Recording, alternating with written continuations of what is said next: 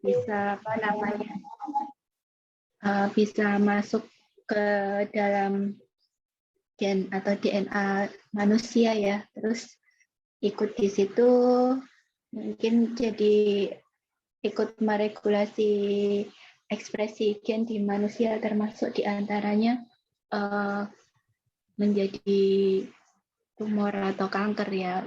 Cukup banyak sebenarnya tumor-tumor yang disebabkan oleh virus ya. Nah, karena tujuan belajar kita ini diskusi aja ya, maksudnya kita ngobrol aja kan ya kayak temen gitu, nggak usah formal, silahkan kalau misalnya di depan mau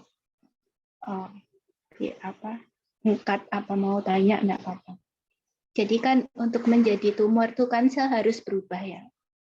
Kanker itu kan ada perubahan genetik ya pada sel ya, pada sel genetiknya berubah menjadi mutasi, terus selnya jadi bertransformasi. Itu yang pertama tujuan belajarnya. Yang kedua tentang virus onkogenik. Banyak ya, cukup banyak virus onkogenik. Mungkin ada 7 minimal yang dikenal menyebabkan tumor. Terus kemudian belajar mengenal ya sinyal-sinyal gitulah, sinyal-sinyal transduction pathway oleh virus onkogen gitu. Baik, jadi parameter pertumbuhan ya, kalau kita ingin mengetahui sel yang bertransformasi itu yang bagaimana, ada parameter pertumbuhan dan perilaku ya dari sel yang bertransformasi. Biasanya ini diketahui waktu studi in vitro. Ada yang pakai studi in vitro pakai sel kultur enggak? Di antara teman-teman. Boten. Tidak ada. Saya ngekultur tapi nanti si kulturnya itu mau diinjeksi ke in vivo sih. Oh ya, ya. Jadi sel yang bertransformasi itu menjadi tumor ya, dia biasanya immortal ya, tidak mati. Jadi tumbuh terus ya, tidak terbatas gitu. Yang pertama, tumbuh terus menerus. Nah ini kalau pakai sel lain, sel kanker itu bisa dilihat ya, selnya tumbuh terus. Terus yang kedua, kebutuhan akan serum growth factor itu berkurang. Jadi kan kalau pada studi in vitro itu kan ada dikasih serum growth factor ya. Kalau kebutuhannya berkurang dia tetap tumbuh. Nah itu salah satu ciri-ciri di mana sel itu bertransformasi. Terus yang ketiga, walaupun nutrien atau makanannya berkurang ya, tapi dia tetap tumbuh terus. Nah itu juga ciri-ciri sel tersebut telah bertransformasi.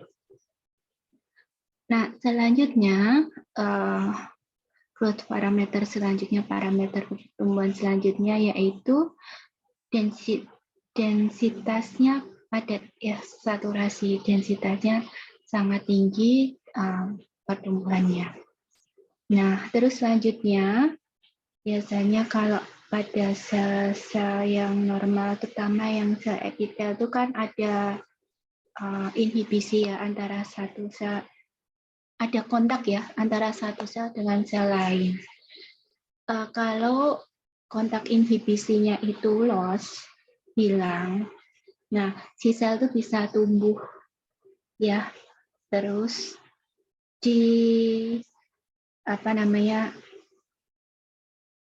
menumpuk gitu. Jadi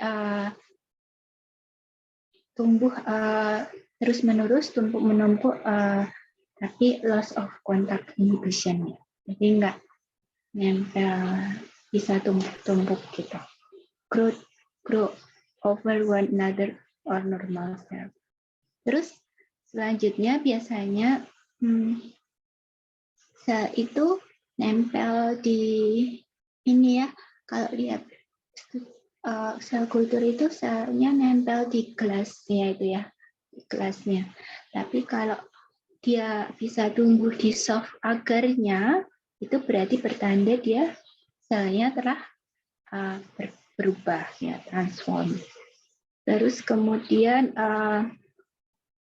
morfologinya juga berubah, biasanya menjadi bulat dan retraktil ya, lebih bulat dan retraktil. Terus bisa tumorigenik ya, jadi memang dia berubah menjadi tumor gitu. Nah, ini parameter pertumbuhan dan perilaku dari sel yang bertransformasi. Baik, onkogenik virus mungkin ada yang bisa menyebutkan, Mbak Unai, misalnya apa? Pernah dengar enggak? Halo? Retrovirus, dokter. Retrovirus. Ya. Oke, ya. Itu kayaknya itu genus ya kalau nggak salah ya. Apa sih? Ada nama di bawahnya ya, golongan retrovirus itu apa aja tuh? Ya, retrovirus. Terus Umar Faruk, Mas Umar, apa Ya, lagi? ini dok, HPV ya, human papilloma virus sama EBV. Iya, HPV menyebabkan apa? Kanker serviks kalau nggak salah ya. Iya, apalagi? Terus EBV itu apa, lupa saya dok. Oh ya, baik. Terus Mbak Isti, kalau apalagi virus yang hepatitis bisa tuh. ya hepatitis menyebabkan apa? B sama C itu bisa bikin karsinoma ya dok? Iya. Baik. Jadi virus kan ada dua ya, ada virus RNA, ada virus DNA. Virus RNA tuh ada Flaviviridae, ada Retroviridae tadi yang disebutkan ya. Kayaknya HIV itu masuk Retroviridae ya. Flaviviridae itu contohnya ya, hepatitis C virus itu bisa menyebabkan hepatocellular carcinoma ya, yang paling banyak ya. Ya ditularkan biasanya lewat jarum suntik ya. Jarum suntik. Jadi kalau orang yang suka suntik-suntik ya, suka pakai apa tuh, drug user ya, yang pakai suntik-suntik itu faktor resiko tinggi untuk terjadinya hepatitis C. Nah, retroviridae itu bisa menyebabkan kanker hematopoietik ya, misalnya leukemia, limfoma ya, sarkoma. Kalau sarkoma apa? Siapa ya? HIV, dok. Mbak Ilma. HIV, dok. Sarkoma dari... Nggak, kalau sarkoma itu apa sarkoma? Sarkoma adalah tumor yang berasal dari jaringan connectivus tissus. Iya, soft tissue and bone ya biasanya. Soft tissue. Oke. Contohnya apa Mbak Selma, sarkoma tuh? Misalnya osteosarkoma, Oh ya. rhabdomyosarcoma. Oke. Kalau ya udah tahu ya, retroviridae ya bisa menyebabkan tumor sarkoma. Terus kemudian DNA virus ini contohnya adenoviridae, itu bisa menyebabkan berbagai solid tumor. Solid tumor tuh yang padat ya. Ya ada dua kan, solid, ada yang hemato. Ya hemato tuh darah, yang berasal darah. Kalau solid tuh padat. Ya. Terus hepatnaviridae ini misalnya apa Mbak Anin dia? Tahu nggak? virus tadi sudah disebutkan hepatnaviridae.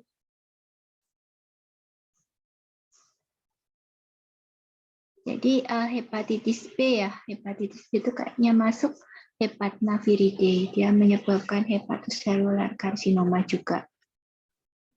Terus Mbak Anindya bisa dengar saya kan ya?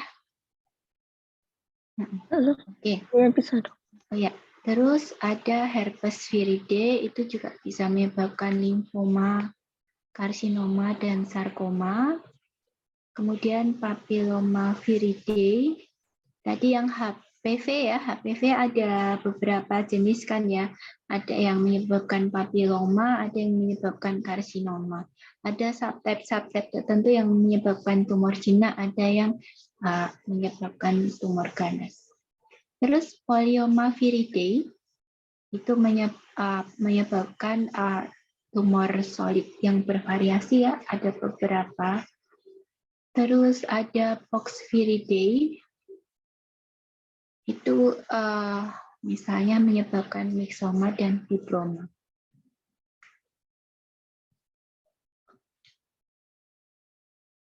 Nah, semua udah bisa buka jurnalnya.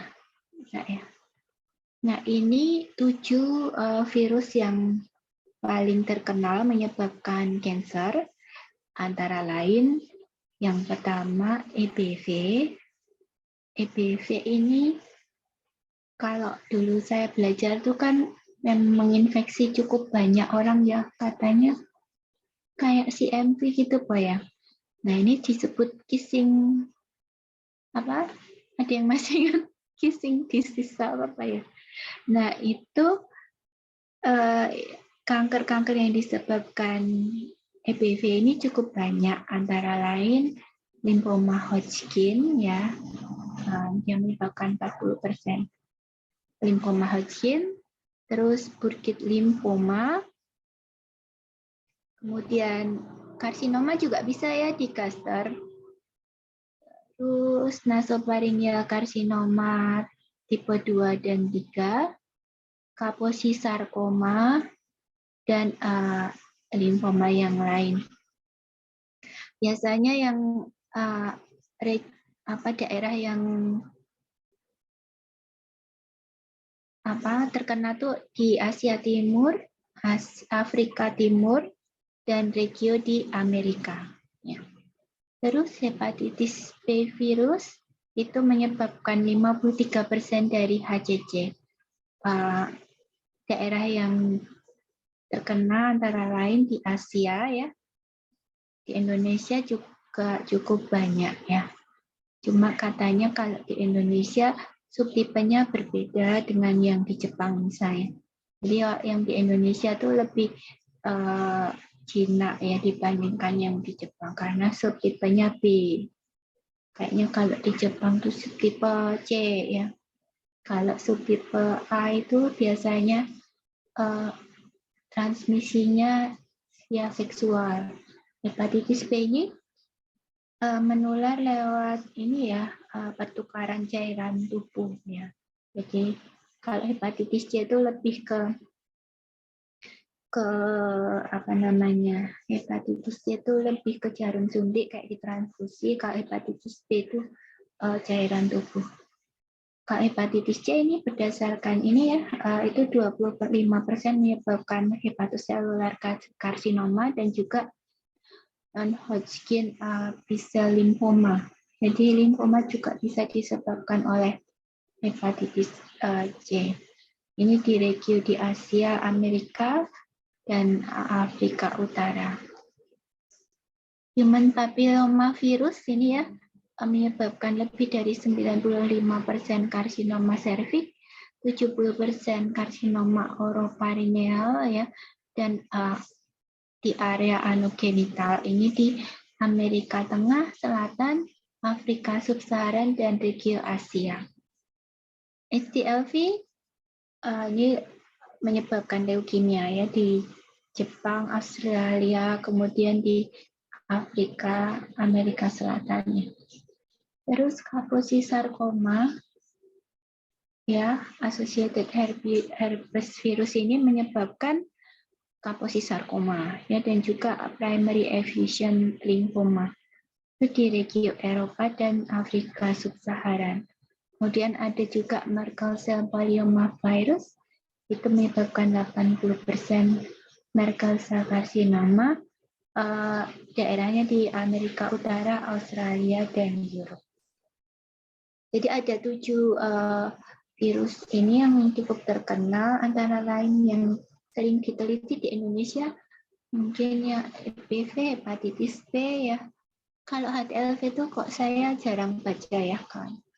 HTLV, Merkel cell itu jarang baca ya. Biasanya HPV itu sering, mungkin Mbak Selma ya nanti berkaitan dengan HPV bukan?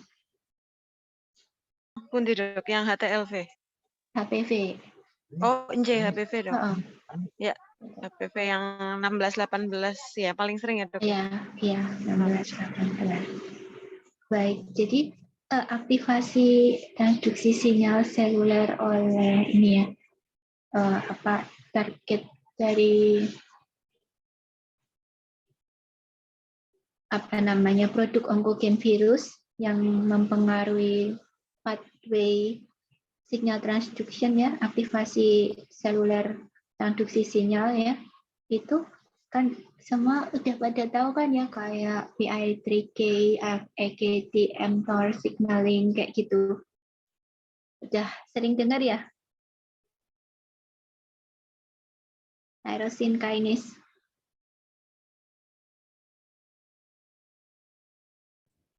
Iya, Bu. Ya lumayan dok, sering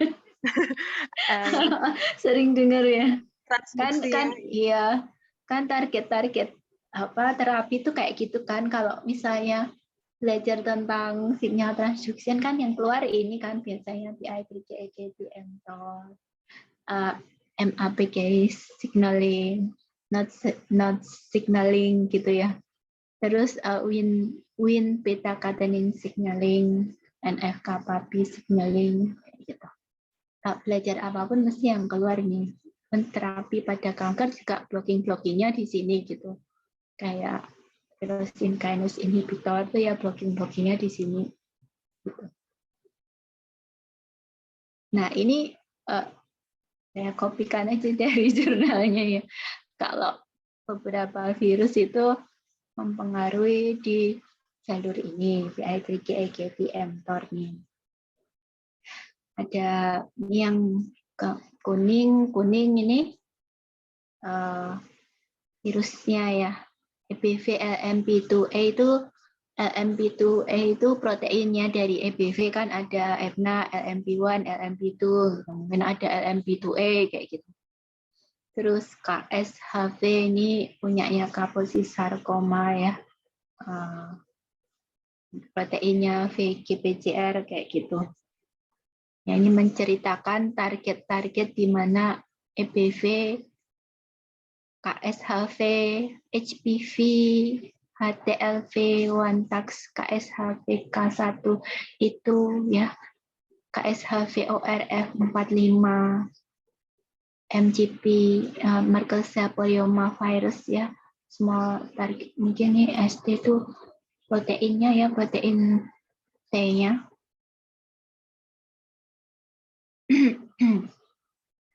Nah, ini di mana dia mempengaruhi di mana di jalur dari PI3K, AKT, mTOR ini ya. Misalnya kayak LMP2A itu ya, memacu fosforilasi dari AKT. Nah, kemudian akan mengaktifasi downstream-nya. Ya gitu.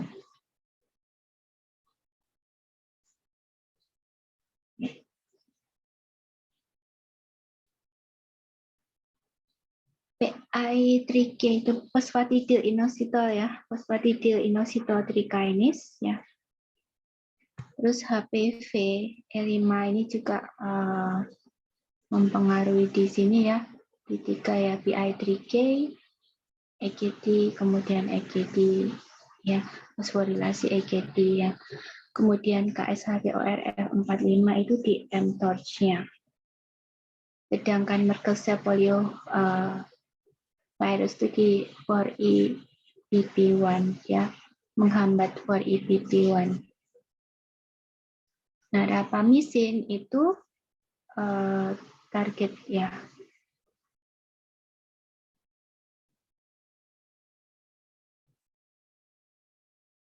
Dia menghambat di sini ya mTOR C1-nya. Kayak gitu. Sampai di sini ada pertanyaan? Mau bertanya Bu Dokter? Iya. Boleh. Itu yang tadi yang di agak awal ya, virus ada yang RNA sama DNA kan. Nah ini kalau nggak salah yang untuk penyebab hepatoselular karsinoma ini ada yang dari RNA juga, ada yang dari DNA juga itu. Apakah ada perbedaan mekanisme onkogeniknya gitu Dok? Karena virus yang berbeda itu. Setahu saya ya, memang cukup berbeda ya. Kayak HCV itu kan virus RNA, positif RNA ya. Terus dia nggak masuk ke DNA-nya human ya. Jadi dia nggak insert gitu.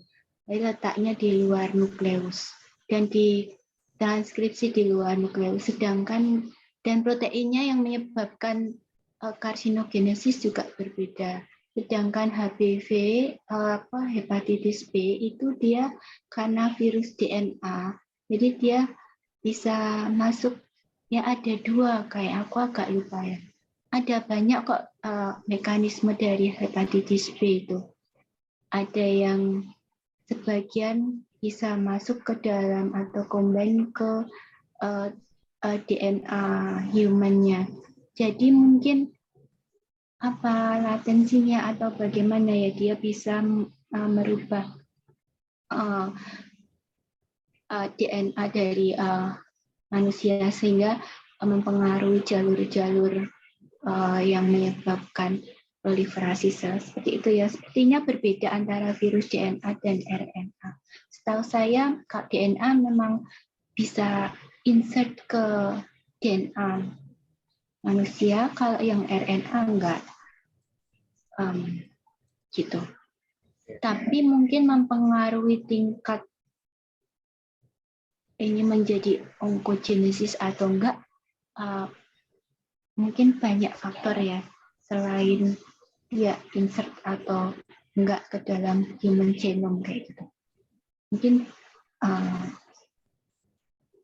soalnya kayak HBV itu katanya sih juga dia bisa apa sih namanya? Aku agak lupa. Jadi kayak walaupun tes itu menunjukkan negatif, tapi sebenarnya dia positif latent occult dia namanya. Nah itu mungkin bisa jadi juga dia bisa evasion kan dari sistem imun, karena jadi nggak kedetek oleh pemeriksaan yang memakai yang sistemnya terbatas ya, karena deteksi dengan imun kan terbatas ya juga. Dia bisa adaptasi di dalam tubuh ya, sehingga tidak bisa dikenali juga. Jadi dan apakah itu menyebabkan onkogenesis atau enggak ya? Mungkin perlu baca lagi ya. Jadi bagaimana mekanisme perbedaan RNA dan DNA itu dalam menyebabkan onkogenesis. Ini banyak faktor ya, selain cara dia merubah host genom kayak gitu, hingga menyebabkan mutasi dan mempengaruhi persinyalan seperti ini. Ini misalnya kalau HBV kan, ini contohnya HBV ini dia mempengaruhi di jalur MAPK ya. Ini kalau mau dilihat singkatan-singkatannya saya sebenarnya nggak hafal ya. Jadi MAPK, SOS itu Son of Sevenless ya. Terus G GRB2 itu growth factor reseptor bond protein, nanti bisa dilihat di jurnalnya ya. Jadi ada jalur seperti ini yang nanti akan teraktivasi, akan mengaktifkan downstream signalingnya sampai FOXM1. FOXM1 ini gen yang mempengaruhi kalau di tumor itu metastasis dan invasi ya. Jadi misalnya EBV LMP1 ini mempengaruhi di ini ya, GNKP38. Ini hepatitis B virus protein X ya, HBx ini yang protein yang menyebabkan atau gen yang menyebabkan karsinogenesis. Karsinogenesis dia mempengaruhinya di jalur ini sehingga mengaktifkan FOXM1 dan menyebabkan metastasis, invasi gitu ya. KSHV kaposin B ya, ini protein dari kaposis sarkoma ya, herpes virus ya, hepatic virus. Ini mempengaruhi di MK2G. Nah, ini trametinib ini menghambat di ini ya, di jalur. Baik, sampai MAPK ini ada pertanyaan. Mungkin sambil dibuka di jurnalnya juga bisa halaman 52 ya, yang molekular mekanisme.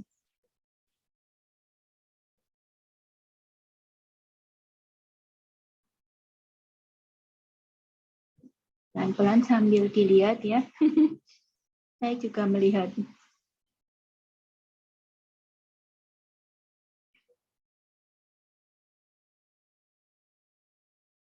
Oke.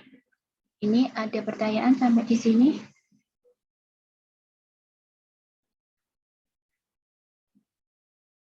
Ini RAS MAPK ya, jalur RAS. Sebenarnya lanjutan dari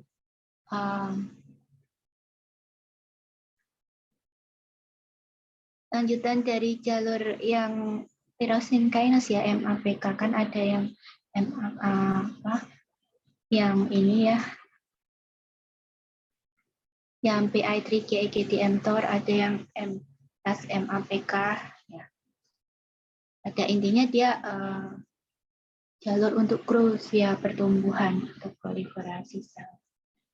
Itu. Oke, selanjutnya ini yang jalur Notch ya, Notch. Bisa dilihat ya.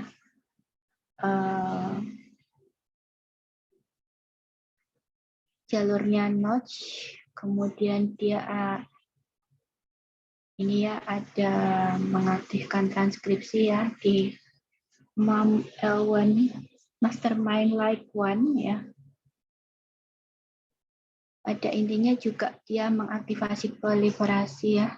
Nah, ini virus-virus yang menyebabkan aktivasi di jalur ini antara lain yang kaposisarkom, yang protein VFLIP ya, VGJPR, LANA. Ini proteinnya KSHV itu banyak ya, ada VFLIP, VGJPR, LANA, RTA atau interleukin FIL6 ya. Kemudian hepatitis B virus HBx itu juga mempengaruhinya di sini. Sedangkan kaposisarkom HEV protein LANA dia menghambat di ini ya. Kalau HPV yang menyebabkan cervical carcinoma itu bisa E6, protein E6 itu ya, dia menghambat di ini. MAM-L1 dan CSF. Nanti bisa dibaca pelan-pelan di jurnalnya, itu ada keterangannya ya. Nah, terus Wnt beta-catenin ini lumayan terkenal ya, karena dia berperan dalam proliferasi sel, kemudian juga stem cell renewal ya. Stem cell renewal, terus embryogenesis, ya, apalagi cukup terkenal ya ini, atau sel diferensiasi sel ya. itu nggak cuma di cancer aja, di penyakit lain juga sering dibahas ya, ada banyak. Nah, si virus-virus nih juga mempengaruhi di Wnt beta-catenin. Ya, pada intinya akan menyebabkan proliferasi sel kalau dia menyebabkan tumor. Misalnya ya contohnya EBV LMP2A ya, kemudian hepatitis B virus HBx, HBsAg, dan juga Kaposi sarkom virus yang protein lana. Ini menyebabkan pengaktifan jalur Wnt beta-catenin. Jadi ini menstabilisasi beta-catenin ya. KSHV lana ini menstabilisasi ya. Kemudian HBV, HBx dan atau HBsAg ini mengaktifasi dari EPC ke beta-catenin. Itu untuk yang Wnt beta-catenin. Kemudian yang NF-kappa B ini juga jalur yang cukup terkenal kan, dia biasanya terkait dengan selain proliferasi juga inflamasi ya, cukup terkenal berkaitan dengan sistem imun ya. Jadi ada toll-like reseptor ini TLR4, kemudian ini ada juga tumor necrosis faktor reseptor, T-cell reseptor rank ya. Nah ini nanti kalau Irak akan mengaktifkan ini ya, ada Irak Guantraf-6 ini Kak, perikatan IPV-LMP1 ini sepertinya dia berperan sebagai apa ya, kayak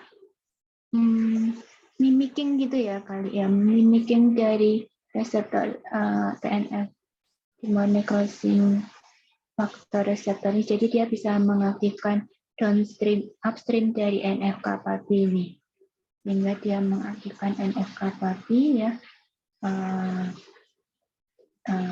dan terjadi transkripsi. Selain itu, Kaposi sarkom ya, herpes virus ini juga mempengaruhinya di sini ya. Sedangkan HDLV1 tax ini di sini ya, di area sini.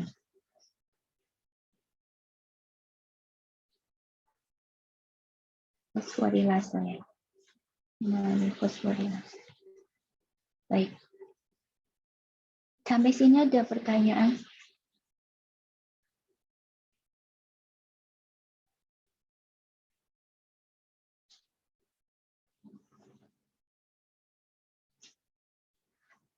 Oke, kalau tidak ada,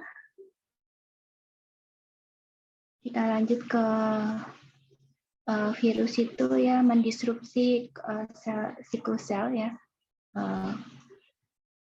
Kalau teman-teman pernah dengar tentang siklosel kan ada ini ya, fase-fase. Ada fase 4 fase ya, sebelumnya itu di G0 dulu. G0, terus kemudian masuk G1, S, G2, dan fase mitosis. Nah, untuk masuk ke siklosel, itu ada yang positif, regulator positif, dan juga ada regulator negatif. Baik, kalau regulator positif, antara lain apa aja? Yang siklin ya, siklin D, siklin I ya. Dari G1 ke S ya, siklin D, CDK46 ini dia di awal fase G1 ke S. Ya, siklin I dan CDK2 ini di antara fase G1 dan S. Nah, ini kalau dilihat dia ada pernah dengan gen retinoblastoma kan ya, dia kan berperan dalam apa namanya, temannya P53 ya, jadi supresor, tumor supresor gen, jadi tumor supresor gen kan berarti intinya menghambat proliferasi ya. Tapi kalau ada siklin ikatan ini ya, siklin di CDK46 ini kan sebelumnya berikatan ya. Itu F, PRP ya. Ini ditambah fosforilasi jadi hiperfosforilasi ya. Kalau terjadi hiperfosforilasi, PRP-nya akan terlepas dari E2F sehingga E2F ini faktor transkripsi sehingga terjadi transkripsi. Gitu. Terus kalau antara fase S dan G2 ini siklin A dan CDK2 ya. Terus kalau pada fase antara G2 dan M ini ada siklin A CDK1 dan siklin B CDK1. Itu yang siklin ini yang positif regulator. Kalau negatif regulator ini ya, yang menghambat siklus selnya itu P15, P16 dia menghambat siklin D. Ini ya, sedangkan P21, P27 ini akan menghambat siklin E, CDK2. Kalau P21 di fase antara G1 dan S. Nah, sedangkan P21, P27 ini menghambat di ini ya, di siklin ACDK2 dan juga siklin ACDK1 serta siklin PCDK1.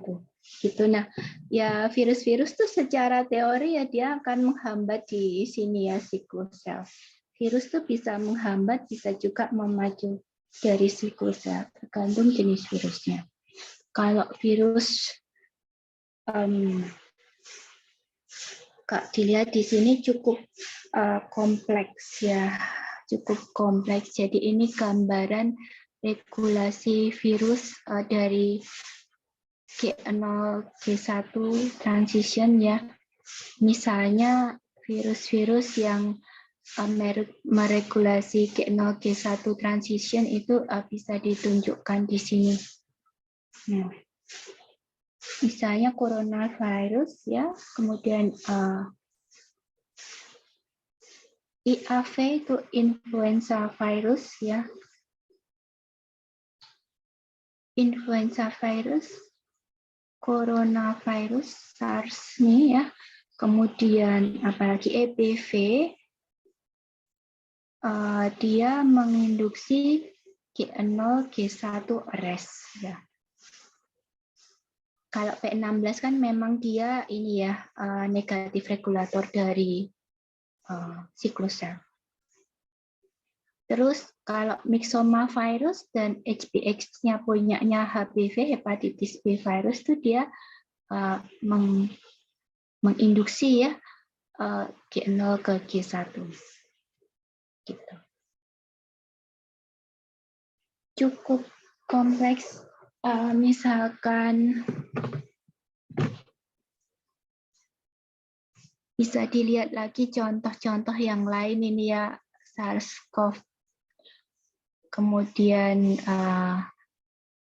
apalagi nih MHV P28 ya, namanya lucu-lucu, dia menghambat siklin D sama seperti P16 P15 ya. IAV-NS1 itu menghambat di sini juga siklin di CDK46, MHV juga menghambat. IAV ini yang merah-merah ini cukup banyak proses penghambatannya, termasuk di menghambat hiperfosforilasi PRP-nya. Oke. Terus IAV ini juga menghambat di siklin E dan CDK2. Bingung nggak? Bingung, Bu. Ya, pokoknya intinya ya virus-virus nih ya. protein-proteinnya tuh dia punya peran di siklus sel antara lain di entering G1 dan G1 ke S gitu. Nah, perannya tuh bisa menginduksi, bisa menghambat ya, bisa menginhibisi gitu. Gitu. Jadi sangat kompleks tergantung virusnya dan proteinnya bagaimana. Gitu ya.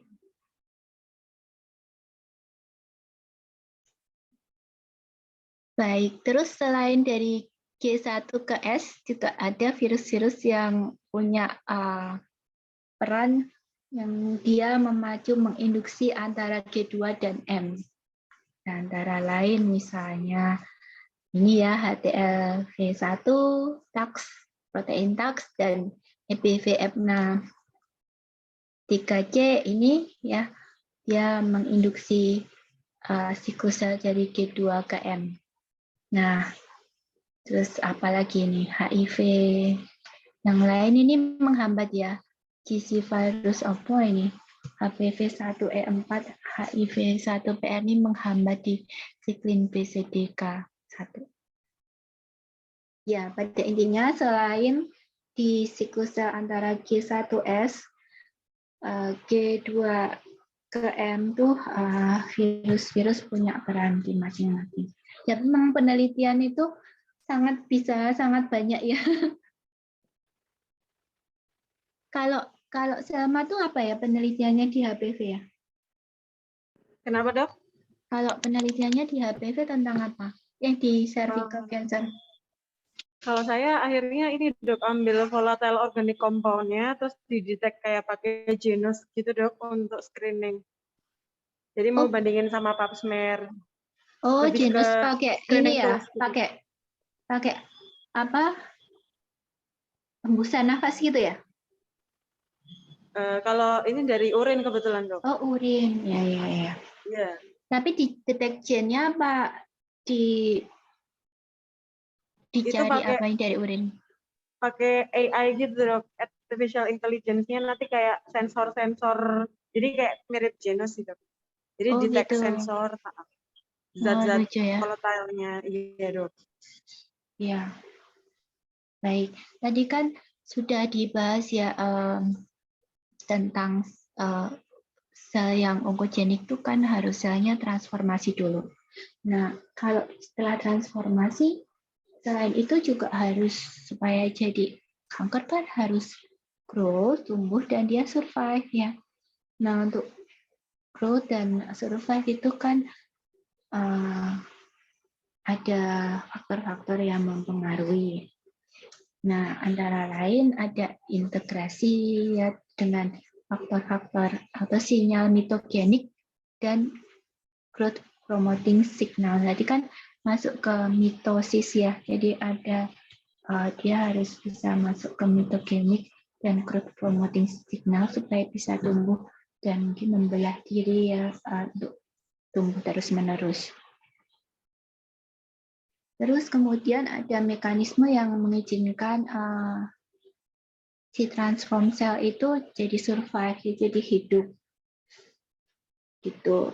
Terus si virus itu juga menghambat apoptosis. Jadi pada intinya kan kalau tumor tuh selain dia harus positif yang mau tumbuh, kan dia juga harus menurunkan proses apoptosis sehingga dia bisa tumbuh terus-menerus. Terus jadi kemudian ada integrasi ya dari inhibisi apoptosis dan stimulasi proliferasi sel. Jadi gabungan antara dia menghambat apoptosis dan juga menstimulasi proliferasi. Pada intinya kan tumor kan begitu ya. Terus ada inaktivasi dari seluler tumor suppressor P53. Jadi P53-nya itu inaktivasi. Kan P53 itu kan tumor suppressor gennya. Kalau dia inactivate maka nggak bisa disupresi, jadi dia menjadi tumornya tumbuh terus-menerus. Oke. Nah, selain itu, imun ya, kan imun ini berkaitan juga erat ya dengan proses patogenesis di tubuh apapun penyakit ya. Sekarang sistem imun itu kan banyak penyakit ya. Untuk diagnostik sekarang juga memanfaatkan ilmu dari imunologi ya, sistem imun. Nah, si virus ini juga dia punya mengubah sistem imun ya. Jadi dia kadang mempengaruhi di sistem imun. Ya, ini juga cukup kompleks ya. Gambar sel ini ya. Terus kan ada sensing, ada gene expression, ada signaling ya. Terus ini virus DNA, virus RNA ya, atau bakteri ya. Ini kan punya, dia menghasilkan protein ya. Oke, bentar ya. Ini agak membingungkan memang ini.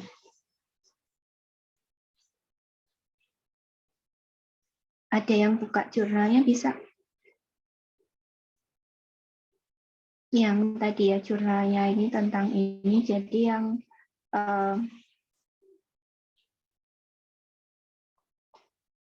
halaman tadi.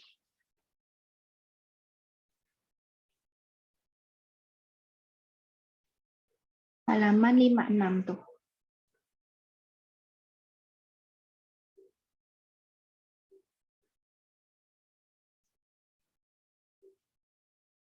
Oke, jadi yang sensing, gene expression, signaling ya. Terus yang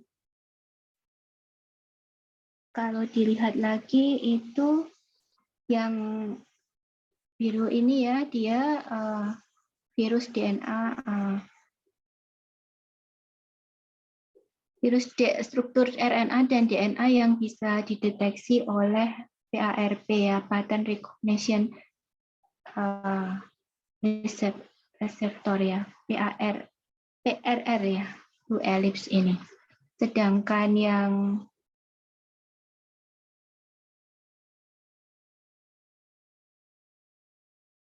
ungu itu intermediates atau adaptors ya. Ya, jadi di sini dia bisa mengaktifkan stings, MAF, terus misalnya dari bakteri itu NLRP3 itu bisa mengaktifasi inflamasom. Nah, ini bisa mengaktifasi IRF, NF-kappa itu kan faktor transkripsi ya. Terus yang pink-pink ini di mana si virus-virus itu berperan untuk menghambat ya atau menstimulasi kayak gini. Nah, faktor transkripsi ini di dalam nukleus dia ini ya mempengaruhi ekspresi interferon ya, interferon stimulation gain, sitokin, kemokin, dan gen antiviral intrinsik. Nah, ini menyebabkan ekspresi gen antara lain bagaimana intervensi viral itu menyebabkan outcome seperti apa. Ada intrinsik, ada ekstrinsik. Intrinsik itu bisa evasi dari faktor antivirus ya, kemudian host cell-nya bisa berproliferasi dan survive secara terus-menerus ya. Kemudian secara ekstrinsik dia bisa mereduksi innate immune cell recruitment dan activation serta mereduksi rekognisi sel T dan killingnya dari sel T ini. Jadi, nah terus si virus-virus ini juga bisa memodulasi dari signaling baik yang terkait sistem imun ya, baik menghambat maupun menstimulasi. Misalnya Kaposi sarkom ya, ini menghambat MHC1, kemudian HTLV1, P12 ini menghambat IgM ya. Terus HTLV 1HBZ ini mensimulasi digit ya. Terus EBV LMP2A itu bisa reseptor LMP1 EBV2 CD40 dan KSHB6 ini simulasi GPAD gitu. Oke. Selanjutnya kan di tubuh kita kalau ada virus atau agen infeksi apapun tuh bisa defense ya, ada perlawanan dari tubuh kita atau disebut immune defense. Nah, kalau virus sendiri kalau masuk ke dalam tubuh dia juga punya perlawanan terhadap sistem imun tubuh kita ya, disebut inhibisi ya dari immune defense.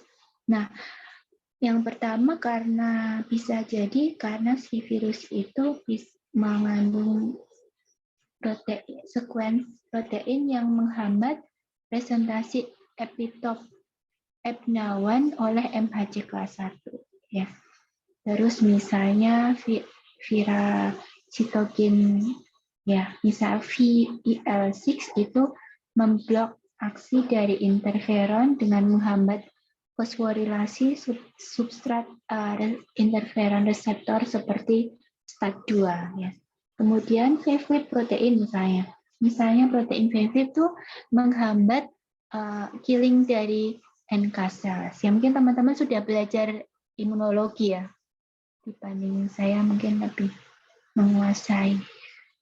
Oke. Jadi tadi ya mekanisme virus tuh ada banyak ya, dia bisa mempengaruhi di signal transduksi, bisa di sickle cell ya, bisa juga di immune system. Baik, terus ini kalau penelitian kan ada banyak ya, kebetulan saya tuh lagi penelitiannya di limfoma. Kebetulan limfoma itu memang kaitannya erat dengan virus ya. Dan dia cukup banyak kejadiannya di Indonesia. Ini urutannya kalau mau lihat kasus-kasus kanker di dunia itu bisa dilihat di gerobokan. Mana yang paling tinggi prevalensinya, mana ya biasanya 10 besar ya. Ini hampir 10 besar ya limfoma tuh. Ini nomor 1 breast, lung, colorectum, prostat, stomach, liver, cervix, uteri, esophagus, bladder tuh cukup besar ya di dunia ini. Breast dan lung paling besar. Kebetulan saya penelitiannya tentang limfoma. Kalau dilihat ini di Indonesia cukup tinggi ya. Ini saya ambilkan dari risetnya mahasiswa PPDS ya. Dia nomor 7 ya di Indonesia. Nah, terus di LBCL-nya ini paling banyak. Kalau sel makan tadi cervix uteri ya. Kanker ya, cervical carcinoma ya.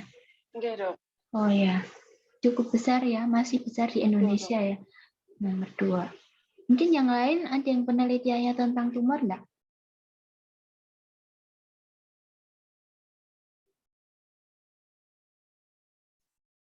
Enggak ya.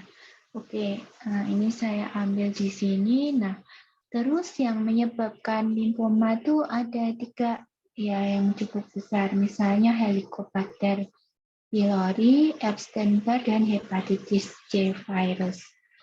Nah, nggak cuman intrahepatik menyebabkan hepatoselular karsinoma, ternyata virus itu menyebabkan berbagai kelainan atau patogenesis ya.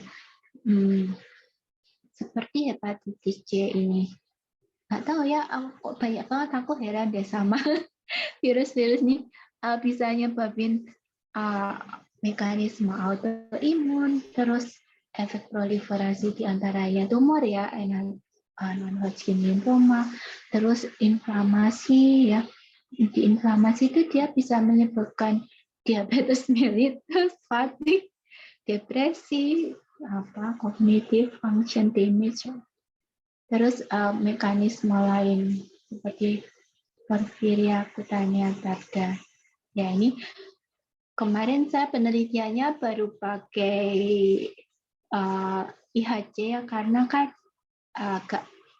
kalau memang belum sampai ke DNA level ya, baru proteomik, belum transkriptomik atau ya kayak gitu-gitu, atau belum omik gitu deh, baru pakai IHC pula gitu kan. Nah kan di LBCL itu kan mempengaruhinya di sel-sel imun ya, sel-sel limfoid. Sel limfoid bulat-bulat dia bisa asalnya dari organ retikulum endotelial ya, seperti limfonodi, timus, sumsum tulang, limpa gitu ya, itu kan tempatnya sel-sel limfoid. Ada sel limfoid kan ada sel B, sel T, macam-macam ya. Nah, itu bisa menjadi tumor. Nah, yang sel B ini paling sering ya dibandingkan sel T. Sel T itu cukup jarang menjadi kanker. Sel B cukup sering, sangat sering, paling sering ya.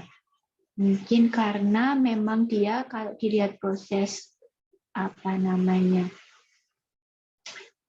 genetiknya, rearrangement-nya tuh cukup sering ya. Dia terpapar antigen terus menyebabkan gene rearrangement-nya kan cukup sering. Nah itu kadang kalau miss dalam rearrangement itu mutasinya nggak bisa dikoreksi,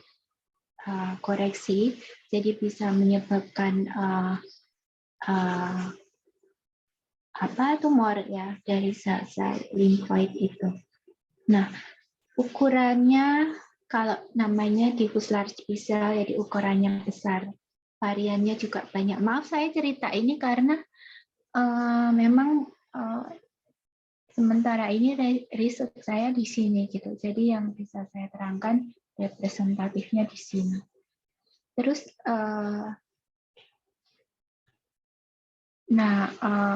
nanti bisa diterapkan misalnya mau penelitian apa ya, bisa dikaitkan misalnya kanker yang disebabkan oleh virus yang kaitannya dengan klinis misalnya.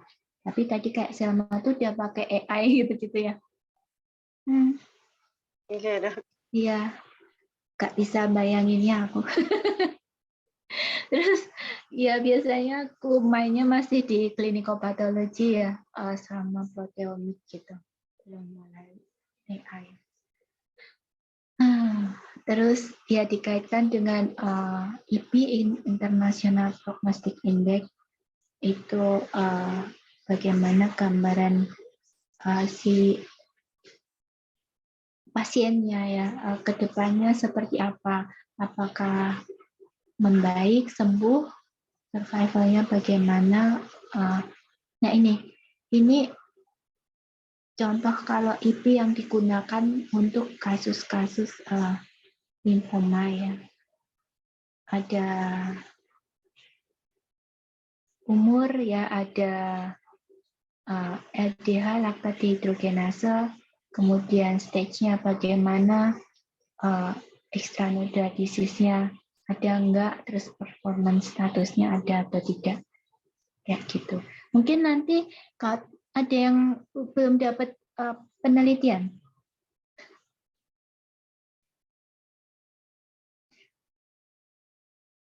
Udah semua sepertinya. Baik, kalau begitu ini ya etiologi, misalnya NHL. Ternyata memang kompleks ya etiologi dari masing-masing tumor itu.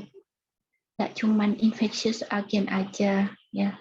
Jadi ada berbagai hal. Misalnya kalau di negara berkembang itu memang kebanyakan infectious agent, tapi kalau di negara maju tuh bisa jadi chemical agent ya, atau memang ada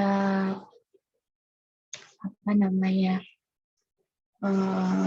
efek samping, dia udah kena kemoterapi terus ada dari kemoterapi itu timbul second tumor atau tumornya ya tumbuh gitu ya. Terus etiologinya nggak cuma environmental factors, chromosomal translocation, immunodefisiency dan chronic inflammation juga bisa menyebabkan tumor ya. Walaupun secara langsung atau tidak langsung. Misalnya imunodefisiensi AIDS. Ini mungkin tidak secara langsung menimbulkan tumor, tapi karena AIDS itu kan mereduksi sistem imun sehingga banyak infeksi bisa masuk, termasuk Epstein-Barr virus, dan ini menyebabkan tingkat terjadinya tumor menjadi lebih tinggi di pasien yang menderita imunodefisiensi. Oke, terus kalau tadi dilihat ya, khusus hepatitis C virus ini adalah virus RNA rantai tunggal, genus Hepavivirus ya, anggota keluarga Faviviridae, genomnya 9.400 ya, nukleotide, variabilitas genomnya besar, genotype 1A itu paling umum dijumpai. Nah, protein HCV dihasilkan dari prekursor poliprotein terdiri dari 10 jenis yang berbeda. Nah, ini ya poliproteinnya tuh, contohnya HCV ini kan kayaknya single stranded ya. Ini satu layer aja RNA-nya, terdiri dari poliproteinnya ya, CE1, E2, P7, NS2, NS3, A, NS4, B, A, NS5. Gitu. Nah, ini masing-masing punya peran, misalnya itu pembentukan envelope, terus kalau yang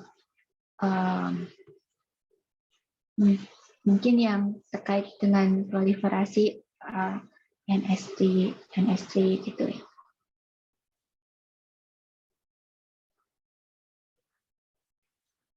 Nah, kalau dilihat di sini ya, manifestasi ekstrahepatik HIV itu cukup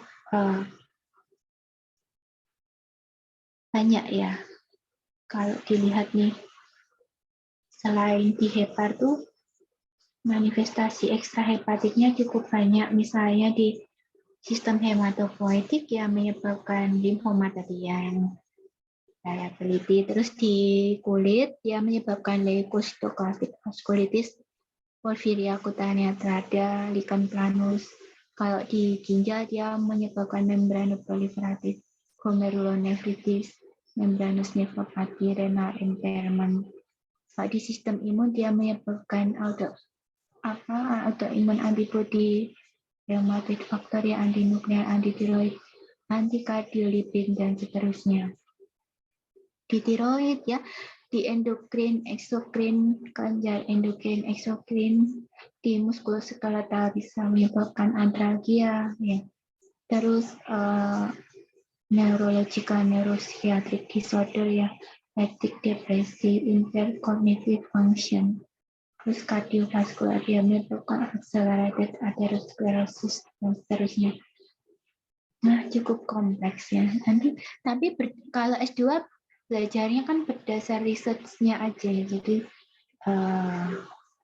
ini pengetahuan aja. Kalau nanti mungkin pulang juga bisa menyebab apa, kalau ada jadi dosen atau researcher bisa diteliti. Terus ya ini diulang aja sih, saya kira saya lewati aja. Nah, terus memang variasi geografisnya ini prevalensi HCV pada NHL ini cukup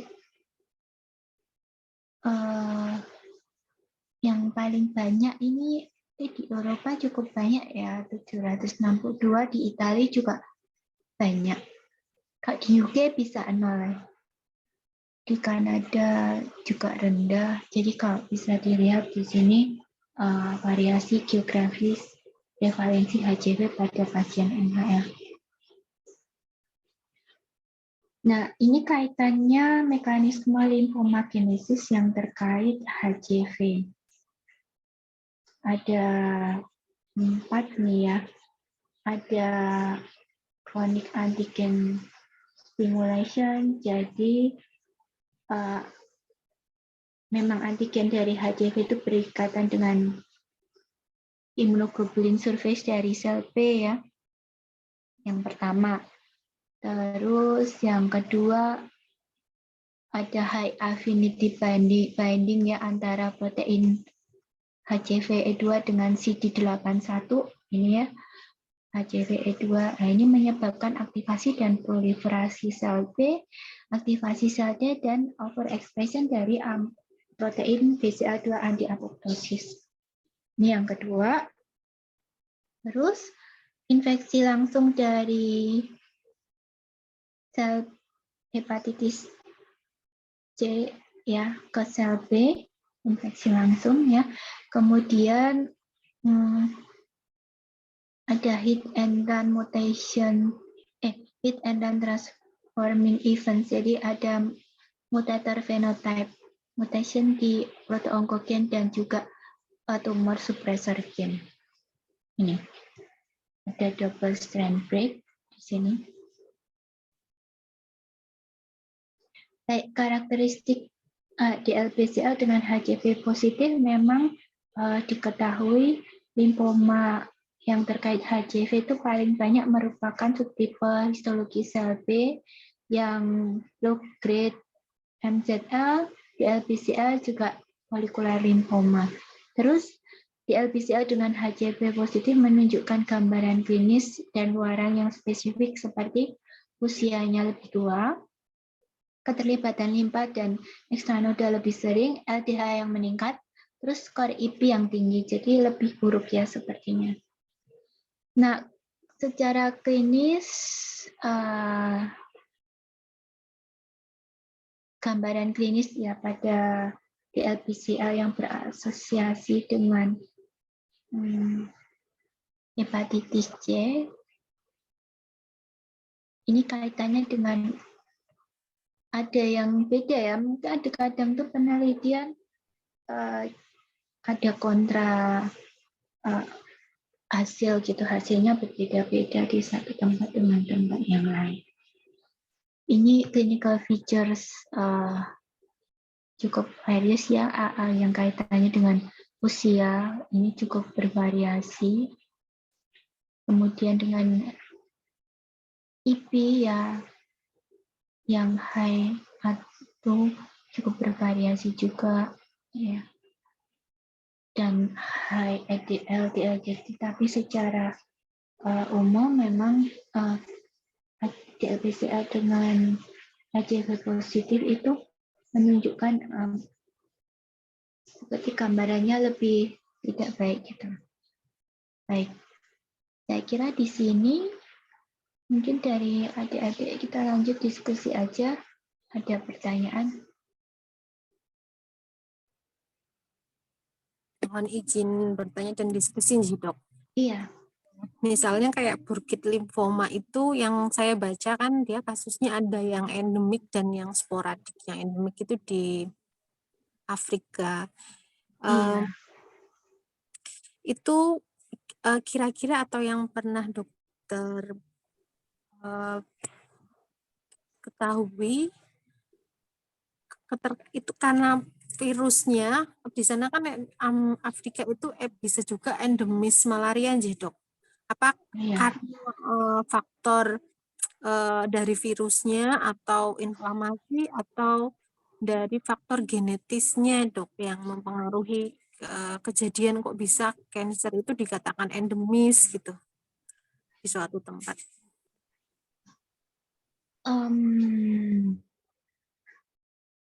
Sepertinya yang endemis mungkin virusnya ya endemis ya, kemudian jadinya dia berefek ke kejadian tumornya juga endemis ya. Mungkin perlu dicari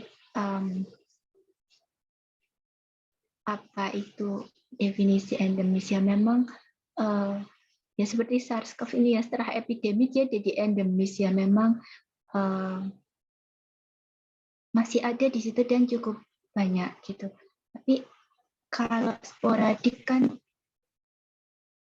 sepertinya secara genetik ya lebih apa ya, random gitu ya munculnya. Kalau endemis dia dilihat dari sejarahnya memang infeksi virusnya itu endemis. Jadi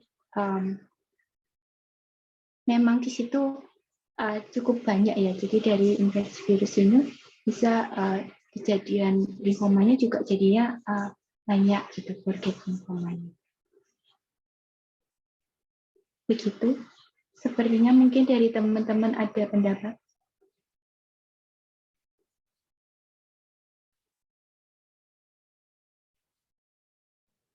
Jadi Dok, terima kasih. Jadi pengetahuan baru juga ternyata. Saya kan suka yang di psikiatri sih Dok, yang neurologi. Itu pengetahuan baru bahwa tidak menyangka bahwa paparan virus itu tadi menyebabkan depresi, impairment di kognitifnya, itu sesuatu yang baru buat saya, Dok. Iya. Proses. Iya, saya juga. Ya, kalau itu ke kejiwaan sama virus itu kayaknya kayak ternyata di dunia iya ini. Nih. Apa namanya kayak virus nih kayak jadi apa ya? Juga dia bisa di mana-mana ya, enggak? Tak pikir terus dulu juga ya infeksi aja ya, autoimun ya. Ternyata sampai psikiatri juga. Ya. Mungkin perlu dipelajari lebih lanjut. Mungkin Mbak Elma memang basicnya psikiater atau psikolog? Betul. Cuma suka bahasan yang ke arah psikiatri. Oh, ya. Neurobiologi lah. Background-nya neurobiologis? Oh, tidak, dokter umum, Dok. Oh, dokter umum. Dokter umum. Cuma ya, jadi kalau depresi ini kan kasusnya kayaknya acak gitu. Semakin saya masuk ke Dokmol ini semakin range depresi itu ternyata sebabnya luas, sangat luas sekali kok. Jadi tambah kalau di kan ke perilaku segala macam, tapi ternyata setelah dicermati ke dalamnya lagi luar biasa, faktornya kok banyak banget gitu yang tumpang tindih gitu mekanismenya. Terus ini dapat lagi pengetahuan tentang virus ini, jadi misteri lagi nih, arahnya kemana. Jadi kan pengobatan depresi itu jadinya sangat multidisiplin, bisa jadi pelacakannya dan jadi faktornya sangat banyak, jadi kan. Iya nih, apa-apa sekarang faktornya sangat banyak memang. Iya, kalau kayak penelitian di luar negeri kan kayaknya tuh sampai mereka memikirkan bagaimana cara membuat kayaknya ya model psikiatri disease itu in vitro gitu. Aku juga agak bingung kan, kalau in vitro biasanya kan kayak penyakit-penyakit yang kita bisa lihat ya. Maksudnya selnya bagaimana. Kayak tumor itu kan ada sel lainnya, ada ini. Kalau psikiatri itu kayaknya mereka sampai ingin bagaimana cara membuat in vitro study atau kalau in vivo mungkin masih mending ya. Misalnya tikusnya dibikin depresi itu mungkin kan masih masuk akal bagaimana. Nah kalau in vitro ya mungkin sel apa yang di knockout gennya menyebabkan yang gennya itu emang berperan dalam proses penyakit psikologis kayak gitu ya. Tapi saya juga nggak terlalu belajar sih tentang penyakit psikiatri ya. Tapi kalau kalau studi kayak dari otak tuh banyak sih, maksudnya kalau orang yang meninggal bunuh diri kayak gitu tuh didetek gennya apa dari otak kayak gitu ada sih banyak. Tapi kalau berkembang in vitro dan sebagainya belum tahu, belum belajar sampai detail. Nah, tapi menarik kalau nanti misalkan mau belajar itu karena Indonesia memang saya kira masih perlu banyak researcher ya di semua bidang karena memang banyak banget masalah yang perlu diselesaikan. Baik dari level kebijakan sampai level seluler dan seterusnya. Gitu. Mungkin yang lain? Atau Mbak Ilma mau lagi nanya lagi diskusi? Dok, itu virus, tadi kan ada beberapa virus yang sudah dijelaskan mekanismenya oleh dokter J. Sepertinya setiap virus itu punya karakteristik. Jadi bisa jadi bagan yang tadi disampaikan dokter itu tidak berlaku untuk virus yang lain ya. Kenapa setiap virus itu punya apa ya, kayak jalur membuat, maaf dok, ada anak-anak. Enggak apa-apa. Jika misalnya virus hepatitis C sama-sama hepatitis C itu, kalau yang saya baca yang hepatitis yang C itu harus melewati fase sirosis dulu dok untuk jadi hepatoma. Sementara yang hepatitis B itu dia bisa langsung. Itu saya pernah membaca, itu berarti kan kayaknya proses virus itu mempengaruhi sebuah sel menjadi kayak ke arah keganasan, itu kayaknya akhirnya itu beda-beda aja dok. Iya, beda-beda memang.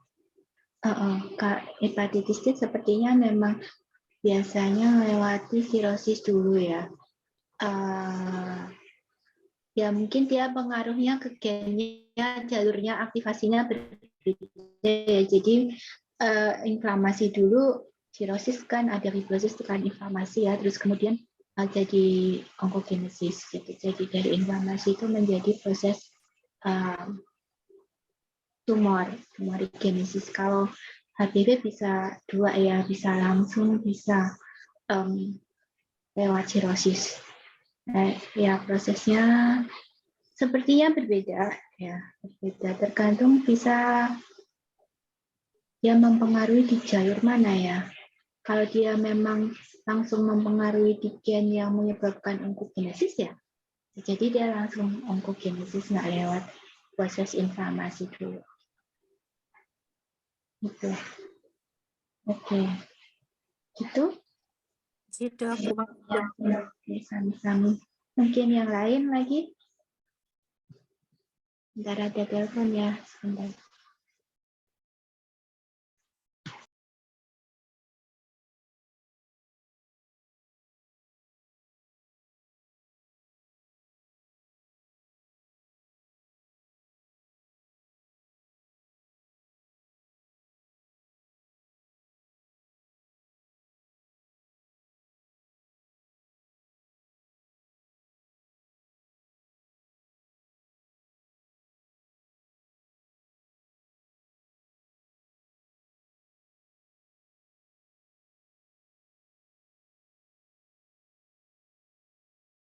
Baik, ada lagi?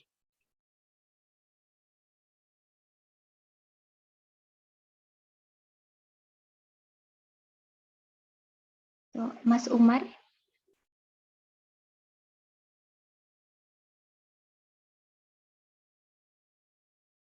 Mbak Selma? Mungkin ini dok masih bingung kalau onkogenesis dari viral itu kayak pathway yang berperan yang penting-penting yang kita hafalin tuh apa ya dok ya, yang kita perlu take note dari slide dokter yang tadi sangat molekuler itu mungkin kayak ada yang poin-poin yang perlu kita tahu. Kalau menurut saya itu karena apa ya Dek? Karena tergantung risetmu ke arah mana ya. Kalau risetmu ke arah cervix HPV, kamu pelajari itu aja karena nggak mungkin menghafal kayaknya seluruh virus ya. Dari dan universal pathway-nya juga aku belum baca terus terang. Apa ada semua virus tuh ada universal pathway-nya, harus lewat sini semua baru bisa. Tapi yang sering dibahas itu kan yang tyrosine kinase pathway itu ya. TKI, iya TKI. Bisa kita pakai untuk precision medicine ya. Iya, cuman itu aja ya, walaupun mungkin lebih kompleks ya. Iya sih. Berarti nggak ada yang maksudnya, virus tuh harus lewat jalur ini gitu. Maksudnya belum bisa kita simpulkan. Aku belum tahu. Literaturnya lagi kali ya. Oke. Ya, mungkin Anin, ada nggak Mbak Anin?